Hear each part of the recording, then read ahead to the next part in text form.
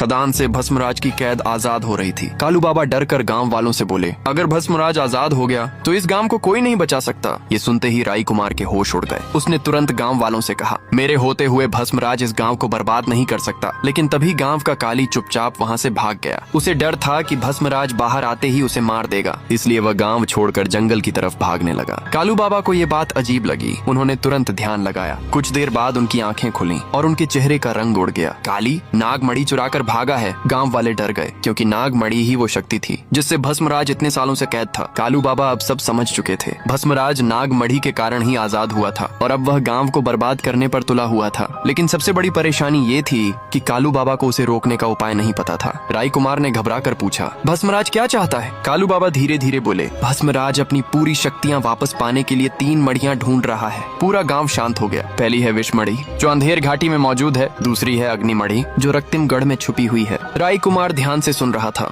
कालू बाबा आगे बोले, और तीसरी मणि मायानगर में मौजूद है। इतना सुनते ही अचानक गुफा के अंदर जोर की आवाज गूंजी। पूरी जमीन हिलने लगी। गांव वाले डरकर पीछे हट गए। राई कुमार तुरंत तलवार लेकर गुफा के बाहर खड़ा हो गया। वह पहरा देने लगा। उसे पता था अगर भस्मराज बाहर आया तो सबसे पहले गांव खत्म होगा। उधर काली जंगल में भागता जा रहा था। उसके हाथ में नाग मणि चमक रही थी। तभी अंधेरे में 2 लाल आंखें चमकी। काली समझ गया भस्मराज आजाद हो चुका है। उधर गाँव में गुफा की दरारें और बड़ी होने लगी। कालू बाबा ने डरते हुए कहा, अगर भस्मराज को 3 मड़ियां मिल गईं तो उसे कोई नहीं रोक पाएगा। राई कुमार गुफा के बाहर खड़ा पहरा दे रहा था और उसी समय भस्मराज आजाद घूम रहा था। अब उसकी नजर विष मणि पर थी। पार्ट 3 चाहिए तो कमेंट करो।